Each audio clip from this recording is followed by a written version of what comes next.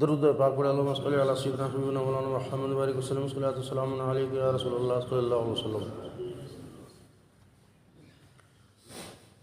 سورہ اعراف آیت نمبر 200 ہے۔ اللہ تعالیٰ جل شانہ ارشاد فرماتا ہے وَإِمَّا يَنزَغَنَّكَ مِنَ الشَّيْطَانِ نَزْغٌ فَاسْتَعِذْ بِاللَّهِ إِنَّهُ سَمِيعٌ عَلِيمٌ۔ إِنَّ الَّذِينَ اتَّقَوْا إِذَا مَسَّهُمْ طَائِفٌ مِّنَ الشَّيْطَانِ تَذَكَّرُوا فَإِذَا هُمْ مُبْصِرُونَ۔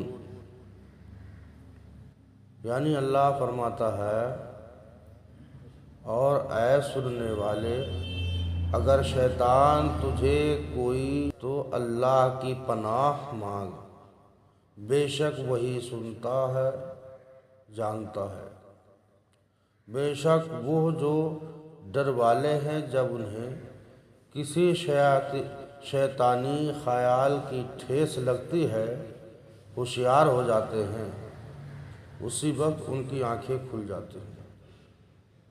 آگے فرماتا ہے وَإِخْوَانُهُمْ يَمُدُّونَهُمْ فِي الْغَيِّ ثُمَّ لَا يُقْصِرُونَ، اور جو شیطانوں کے بھائی ہیں، شیطان انہیں گمراہی میں کھینچتے ہیں، پھر کمی نہیں کرتے۔ بیان کیا ہے کہ جب شیطانی وسوسہ خیالات ذہن میں آئے، طرح طرح کی باتیں پیدا ہو، تو اس وسوسے کو دور کرنے کے لیے اللہ کی طرف رجوع کرے، اللہ کی پناہ حاصل کرے۔ ایک بات اور بتا دوں، ایک ہے اللہ کی پناہ، ایک ہوتا ہے اللہ سے پناہ۔ تو اللہ کی پناہ یہ جملہ تو درست ہے، حضور کی پناہ یہ جملہ درست ہے۔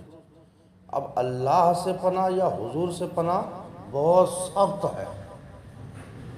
لفظ سے کا جو استعمال ہے وہ شیاطین کے ساتھ ہونا چاہیے، یعنی اللہ کی پناہ شیطان مردود سے، ایسے ہے حضور کی پناہ۔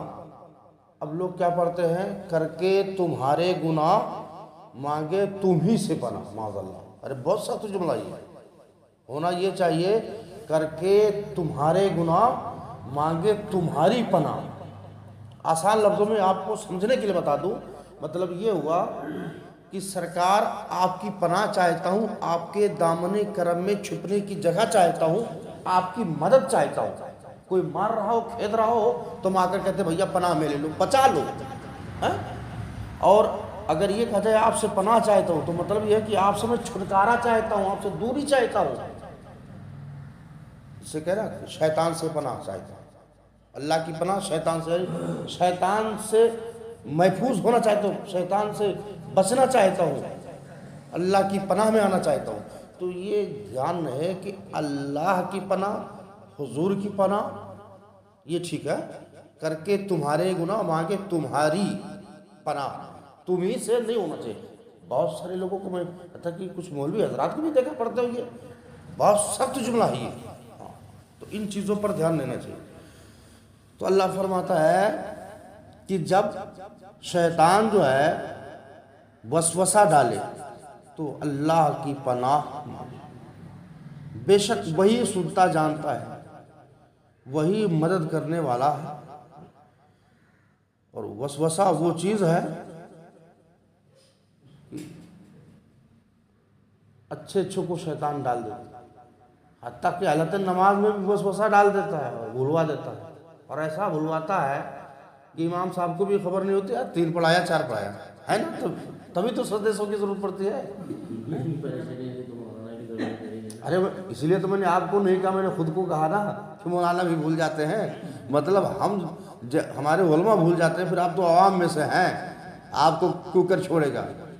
اس نے تو غوث پاک علیہ الرحمہ کو بھی نہیں چھوڑا، سوچا چلو بڑے پیر کو ٹھانس لیتے ہیں، مگر وہ جانتا نہیں تھا کہ بڑے پیر ایسے نہیں بنے ہیں۔ شیطان اتنا مردود ہے، کہا عبد القادر میں تم سے بڑا خوش ہو گیا ہوں، تمہارا خدا ہو، آج سے جاؤ تمہیں نمازیں معاف کر دیتا ہوں، معاذ اللہ معاذ اللہ، نمازیں معاف کر دیتا ہوں۔ تو سرکار غوث پاک علیہ رحمت رضوان نے فرمایا کہ شیطان مردود، نماز جب مصطفیٰ پر معاف نہیں ہوئی تو مجھ پر کیا معاف ہوگی؟ تو مردود شیطان ہے۔ تب دیکھو کیسا چال چھڑا، کہو عبد القادر بچ گئے، وہ تمہارے علم نے تم کو بچا لیا، ورنہ میں نے تو بہتوں کو گمراہ کیا ہے۔ کہا مردود ابھی بھی گمراہ کر رہا ہے، میرے علم نے نہیں بچایا ہے، میرے رب نے بچایا ہے۔ ہاں ہم کیا کہتے ہیں، تھوڑی سی بھی تعریف سنتے ہیں تو پھولے نہیں سماتے، واہ بھائی آج تو میری تعریف ہو گئی لمبی، لیکن نہیں، بندہ جب خطا کر جائے، گناہ سرزد ہو جائے معاذ اللہ، تب کہا میں نے ظلم کیا ہے، خطائے سرزد ہو گئے، میں نے اپنے نفس پر ظلم کیا، مجھے شیطان نے بہکا دیا ہے، سارا خطا لے جا کو شیطان پر ڈال دو۔ لیکن جب کوئی نیکی ہو جائے، کوئی بھلائی ہو جائے تو کہو یہ تو میرے رب کا فضل ہے، ھذا فضل رب، یہ تو میرے رب نے چاہا تو ہو گیا، میں کیا تھا۔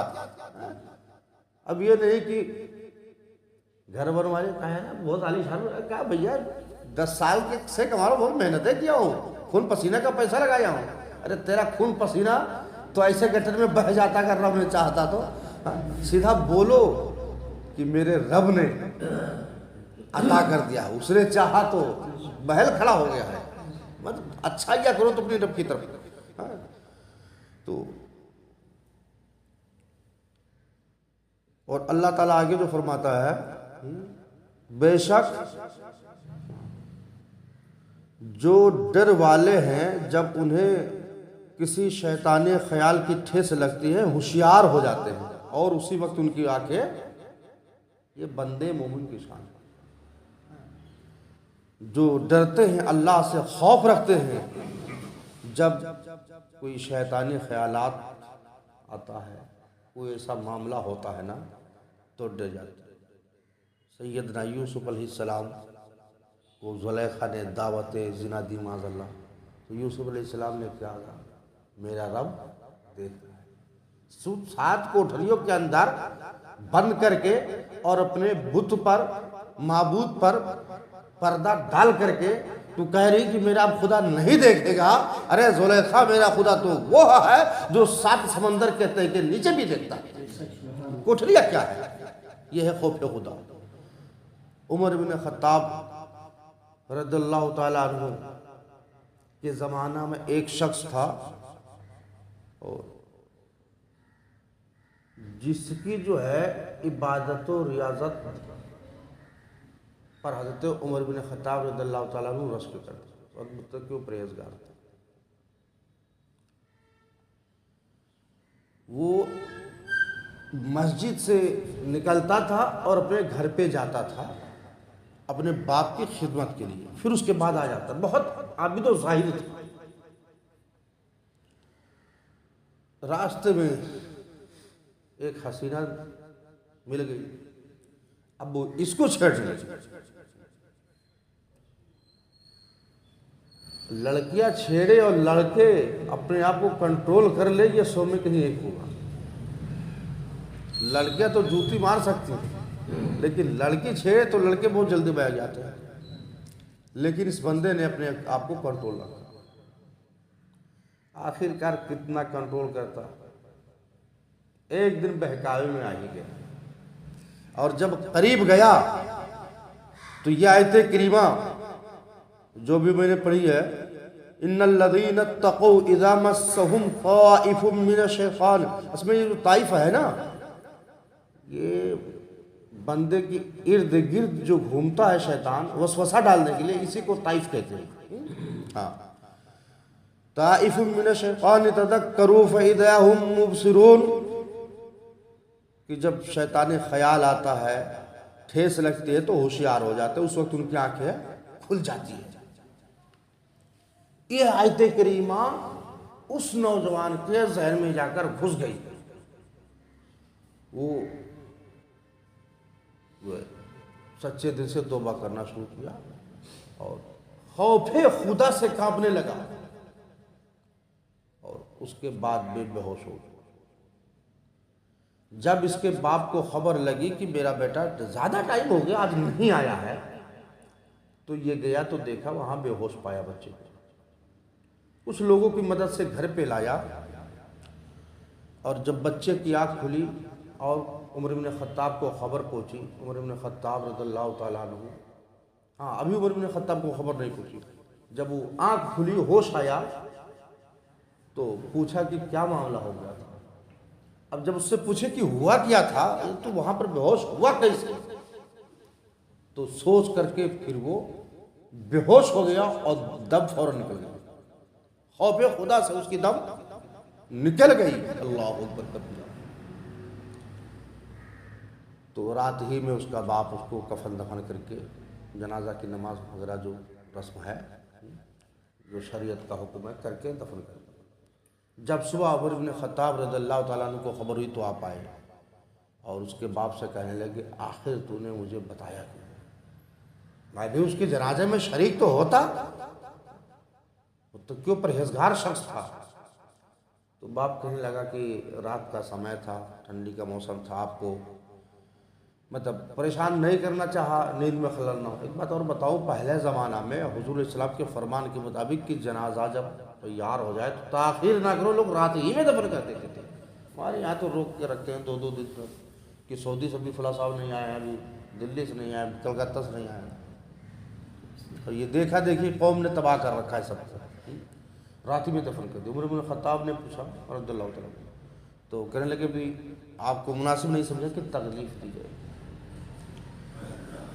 خیر، عمر بن خطاب رضی اللہ تعالیٰ عنہ اپنے وقت کے امیر المومنین ہیں، قبر پر گئے جنازہ کی نماز پڑھنے یا فاتحہ پڑھنے، بہرحال قبر پر تشریف لے گئے، اور جانے کے بعد میں کہنے لگے اے شخص، اللہ کا فرمان ہے اور اس کا وعدہ ہے وَلِمَنْ خَافَ مَقَامَ رَبِّهِ جَنَّتَانِ، یہ سورہ رحمان کی آیت ہے کہ جو اپنے رب کے حضور کھڑے ہونے سے ڈر گیا اس کے لیے 2 جنتیں ہیں۔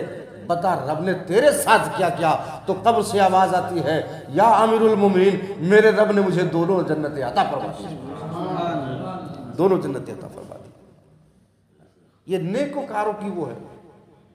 ایک خاتون تھی، اس کو کسی نے مجبور کیا، زنا کی دعوت دی اور مجبور کیا۔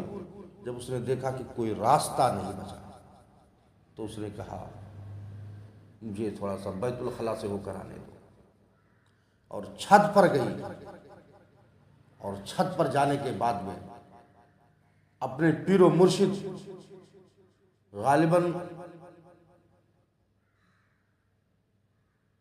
شیخ بہاؤالدین نقشبند علیہ الرحمہ کی مریدنی تھی، نام لے کر یا شیخ بہاؤالدین کہہ کر چھلانگ لگا دی۔ سوچا کہ گناہ سے بہتر ہے جان دے دیں، چھلانگ لگا دی تو کیا دیکھتے ہیں نیچے شیخ بہاؤالدین علیہ الرحمہ کھڑے ہیں، اس کو گرنے سے پہلے گود میں لے لیے۔ حالانکہ اس نے اپنی طرف سے کوشش یہ کی کہ گناہ میں ملوث نہ ہو، جان دے دے۔ کہنے لگی آپ کہاں سے آ گئے؟ کہا تم کہاں سے گری ہو؟ کہنے لگی میں نے تو چھت سے چھلانگ لگایا تھا۔ کہا تو نے چھت سے آواز دے کر چھلانگ لگا دی؟ میں بخارا سے چلا ادھر آ گیا۔